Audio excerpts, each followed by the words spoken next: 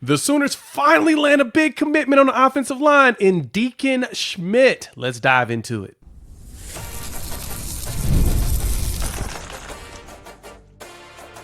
You are Locked On Sooners, your daily podcast on the Oklahoma Sooners. Part of the Locked On Podcast Network, your team every day.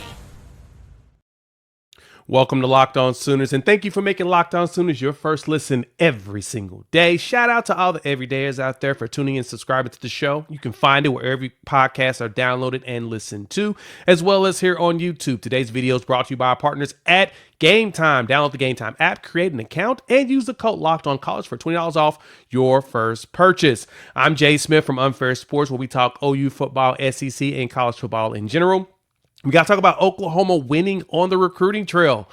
Finally, they land Deacon Schmitt, and we're going to talk about what's next for the Sooners on the recruiting trail going forward. But first, let's dive into Deacon. We're going to look at the measurables and talk about what kind of a prospect he is for the Oklahoma Sooners. And so Deacon comes in out of Windsor, Colorado. He is listed at 6'5", roughly 320 pounds of man.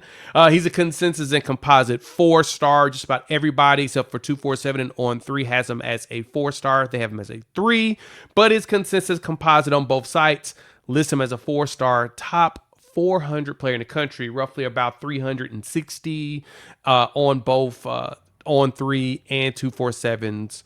You know, the way they bring everything together, comparison with all of the sites. And ESPN has him as a 4-star, and he's a top 21 lineman, offensive tackle in the country on their side, whereas some has him as an interior offensive lineman. And I think that's the intriguing thing about him as a recruit, because when you look at the tape, he's one that he plays interior, he'll play the tackle, and he also is one that's really good at moving furniture. He'll also get you the occasional unsportsmanlike conduct penalty where he's going to be pushing somebody a little bit longer than he's supposed to, but that means that he doesn't stop. And at his size, he's exactly what Bill Bedenbaugh is typically looking for on an offensive lineman. Bill Bedenbaugh is known in the NFL as a guy that develops players very well for the NFL by making sure they understand how to play every single position across the offensive line. And that, to me, my friends, is what you'll get out of a player like a Deacon Schmitt. Again, he's listed at 247 as an interior offensive lineman. He's listed over at On3 and Rivals as an offensive tackle. And so he can play both. And I bet you Oklahoma is going to be working with him on both sides. And the best part about Schmitt, not only with his tape being really, really good as a guy moving people around there in the state of Colorado, but his offer sheet is long. Y'all know we talk about it here as well as over my channel, Unfair Sports. We always dive into the offer sheet because the offer sheet is just as important as the actual,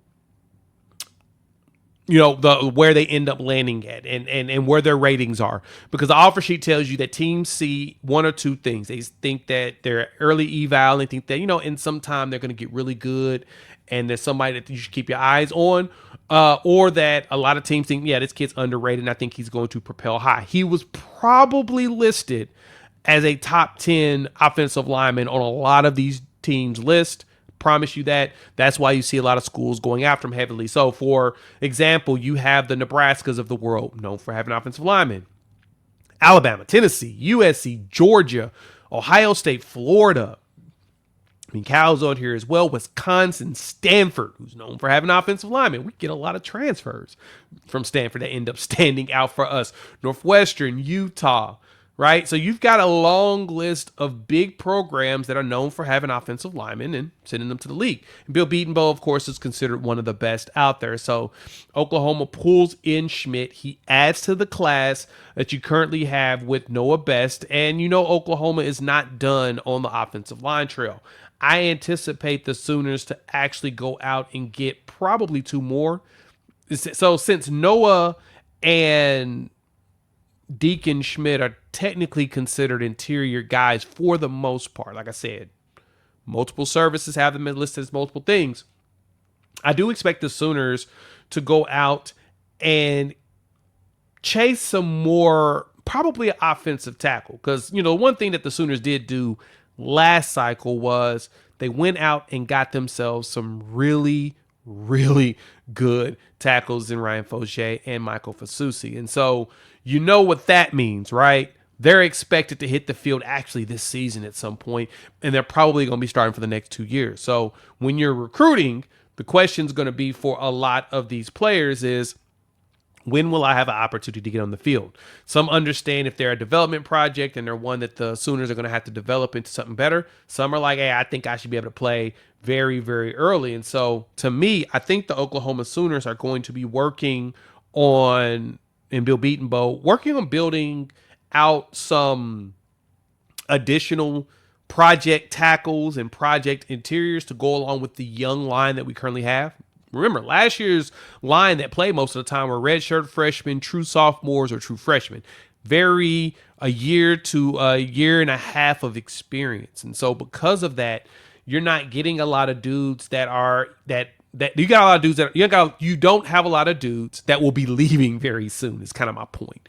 And so that is one piece that recruits do look at when they look at the opportunity. Do I have a chance of playing in the next couple of years? While at the same time understanding that when it comes to that component of it, in a lot of situations, you really don't need more than like 2 years of tape.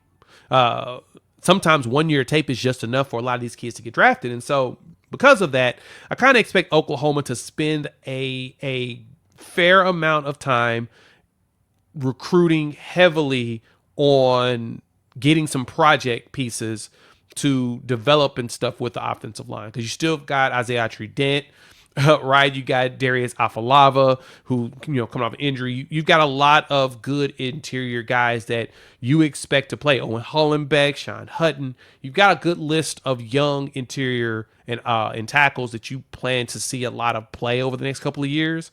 That unless you've got one that just blows you away, in which, be honest, this class, I didn't see one that got my personal attention, but next year in 27, you got one in the local kid in Cooper Hatchett, in which I think that's where Oklahoma's going to spend a substantial amount of its time and its focus in getting itself a good lineman. So from there, the question is now, what else is going to happen with Oklahoma when it comes to recruiting? It's been kind of weird. So let's talk about that, and let's dive into possibly what's next, because some predictions did land here on Locked On Sooners.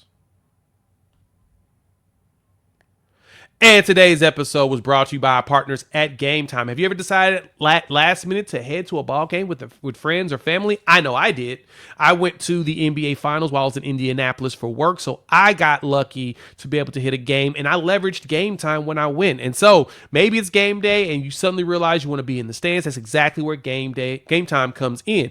It's an easy way to grab last-minute tickets without stress. With the money you save on tickets, you can splurge on food, drinks, merch, or even invite a bigger group with you. Game Time makes it possible. And Game Time makes ticket buying fast and simple. Prices on the app actually drop the closer you get to the first pitch or tip-off or the kickoff, and they got incredible last-minute deals, clear seat views where you can see where you're going to sit, and the lowest price guaranteed that takes the worry out of buying. Again, I went to the NBA Finals because of it, and the cool thing is, when I did that, I was able to look and see if there was any type of deals that dropped. And sometimes Game Time has last-minute ticket deals and zone deals for big savings, like 10% off exclusive zone deals for like FIFA Cup, World Cup matchups. And so you'll see games where the price will drop dramatically. So take the guesswork out of buying tickets with Game Time. Download the Game Time app, create an account, and use the code LOCKEDONCollege for $20 off your first purchase. Terms do apply. Again,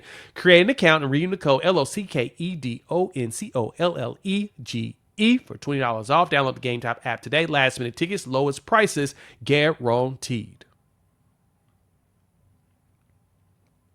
And once again, thanks for making Locked On Sooners your first listen every single day. Shout out to all the everydayers out there. For your second listen, check out our guy, Brian Smith, over at The Portal here on YouTube, as well as wherever podcasts are downloaded and listened to. He's giving you all the latest updates and information on recruiting. So make that your second listen after checking us out. So speaking of recruiting, Oklahoma Sooners have not been having the best luck over the last few days.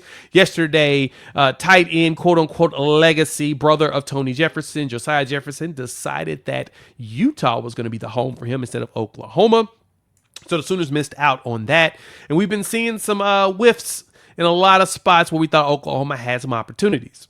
We'll dive in more detail with specific names on Monday's show. So make sure you hit the like, subscribe, and bell notification so you do not miss that episode. But going forward, Oklahoma does have some great opportunities. Recently, they got some predictions and future cast for Jacob Eberhart, who is a all-around athlete, 6'3" kid out of Kirkwood, Missouri, the St. Louis area. He's actually out of St. Louis area. I'm actually got that one right.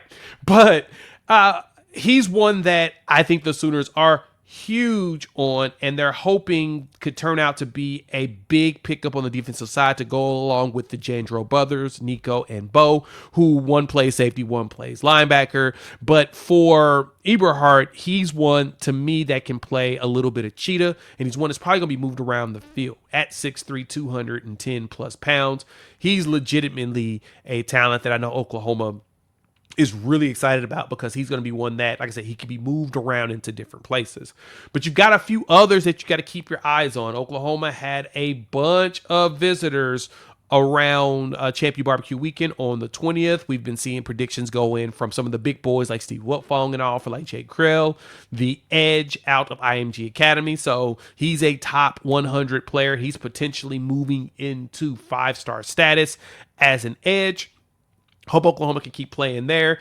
You've got Jordan Clay, who is another wide receiver on the offensive side of the ball out of San Antonio, Texas. He's looking at Oklahoma, Colorado, as well as Baylor. And he doesn't have an actual date set for his commitment, but I know Oklahoma is working their tails off to try to close in on that. In the wide receiver recruiting, things have gotten weird. Again, we'll talk about that soon. Oklahoma also missed out on OK Prep Taj Overton. And so that tells me Oklahoma has got another a defensive lineman in their mind that they really want to push for.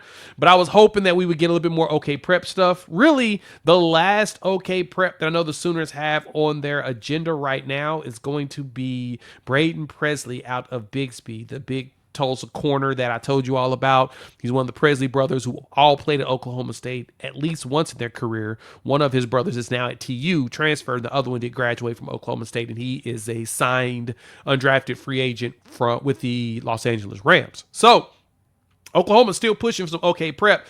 They're just hoping they can get their hands on one that would potentially commit. But I do think Oklahoma still has some really good chances out there. I think Braxton Lindsey's still an option. Davian Gross is another one I think that is still a big option. Tyler Ruxer, the tight end out of Indiana, that sounds like he'll be close to committing sometime soon. So you'll get a pretty solid tight end haul with him and Ryder Mix if they can close in on Ruxer. So we'll see what the Sooners have in play. I do expect a very busy July for Oklahoma. Actually, probably the next week or two, all the way through probably SEC Media Days. We expect a lot of stuff to go down and a lot of busyness to happen. So keep your eyes open. We'll be talking about it here on Locked On Sooners. So make sure you hit that like, subscribe, and bell notification. Thank you so much for joining us for this quick episode. And thank you all for being part of the show. You can find us wherever podcasts are downloaded and listened to, as well as everywhere on the socials. Just search for Locked On Sooners. And so until we talk later this week, I'm your boy Jay Smith. We will dive more into recruiting and everything here. We'll chop it up soon. Boomer Sooner.